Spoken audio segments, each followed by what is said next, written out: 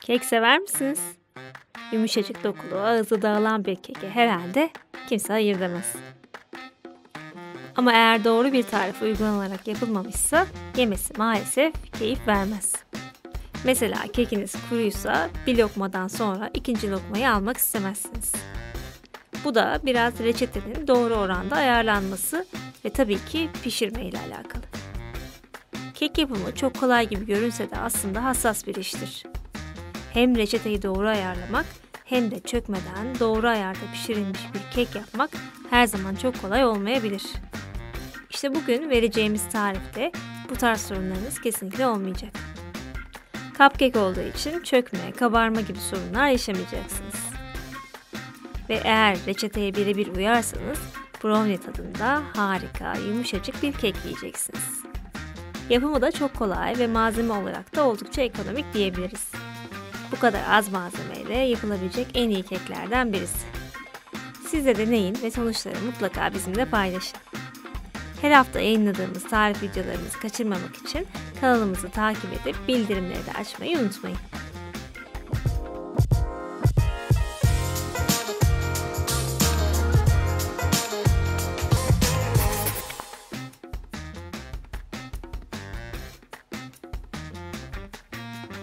Bu tarifi biraz daha farklı bir yöntemle yapıyoruz. Derin bir kaseyi alıp içine kullanacağımız unu eleyerek ekliyoruz.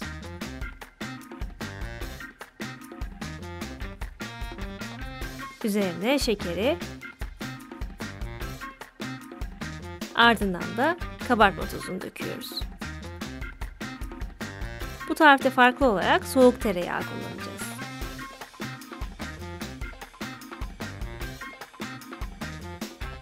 Tüm tatlılarda olduğu gibi bir fiske de tuz ekliyoruz. Şimdi hepsini aynı tart hamurunda olduğu gibi elimizde kum gibi yapıyoruz. Eldiven kullanırsanız daha iyi olur. Bu işlemin sonunda tüm harç bu kıvama gelmeli. Bu aşamada kakaoyu da ekleyebiliriz. Bu tarifte sıvı olarak sadece süt var. Kullanılacak sütün yarısını ayırıp bu harca yavaş yavaş ekliyor ve çırpıyoruz.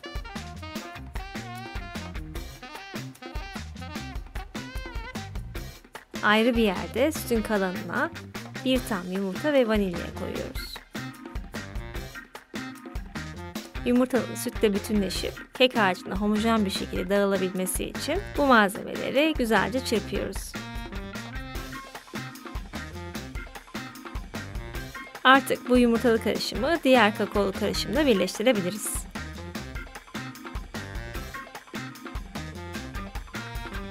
Kek harcını mikserle sadece malzemeler karışacak kadar çırpıyoruz. İşte bu kadar. Kek hazır bile. Bu kadar kolay. Kenardaki un kalıntılarını mikserle harca almak zor. Bu yüzden en son spatula ile o kısımları karıştırabilirsiniz. Bu harç akışkan yapıda bir kek harcı. Bu yüzden cupcake kalıplarını aktarmak kolay olsun diye bu şekilde sürahi tarzı bir kap kullanırsanız daha iyi olur.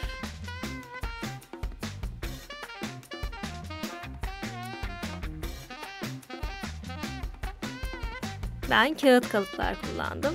Siz elinizde ne varsa onu kullanabilirsiniz. Kalıpların hepsini kek harcıyla dolduruyoruz. Bu kekin üzerine dekor yapacağımız için çok kabarmasını istemiyoruz. Kabartma tozu az kullandığımızdan dolayı ve yumurtayı da çok çırpmadığımız için kekimiz çok fazla kabarmayacaktır. Ama yine de hafif düzeyde bir kabarma oluyor mutlaka. Bu yüzden kalıbı fazla doldurmuyoruz. Aksi halde taşma yapabilir. En az bir parmak boşluk olsun. Ben bu ölçüden 4 numaralı kalıbı kullanarak 10 adet cupcake elde ettim. Sizin kullanacağınız kalıbın büyüklüğüne göre sayı ve pişme süresi değişecektir. Tüm harcı paylaştırdıktan sonra pişirmeye geçebiliriz. 170 derecede önceden ısıtılmış fırının fan ayarında yaklaşık 20-25 dakika pişiriyoruz. 20. dakikadan sonra kürdan testi yapabilirsiniz.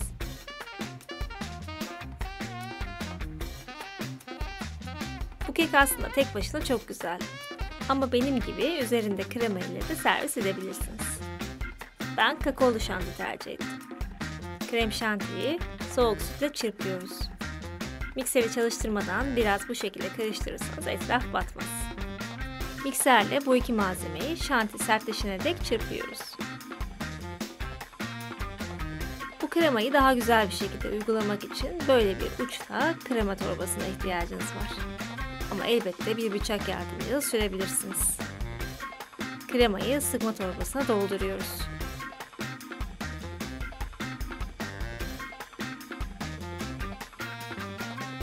Kekler de pişti ve ılıdılar. Şimdi size dokusunu göstermek istiyorum.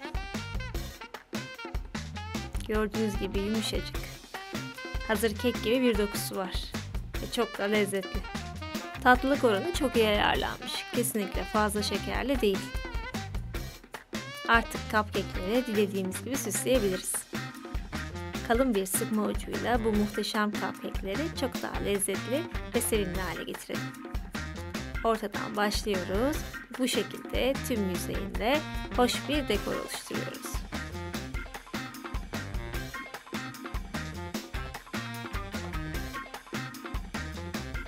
Sade şantiyle de güzel oluyor ama hiç krema da kullanmayabilirsiniz tabii ki.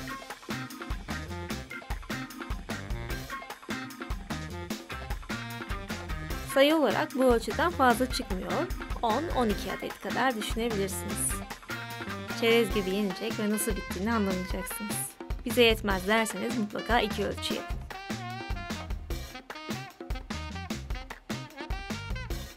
Yapıldığı gibi bitecek, tüm aile fertlerinin kapış kapış yiyeceği enfes bir kek tarifi. Bilgi paylaşıldıkça güzeldir. Paylaşılmayan bilginin bizce bir anlamı yok.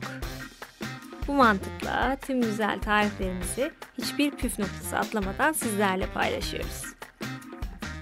Siz de hiçbir tarifimizi kaçırmamak için kanalımıza abone olup bildirimleri açabilirsiniz.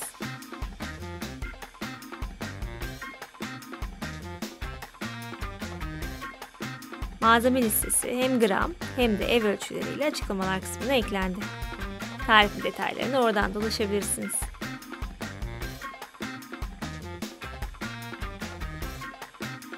Bir sonraki tarif videosunda görüşmek üzere. Afiyet olsun.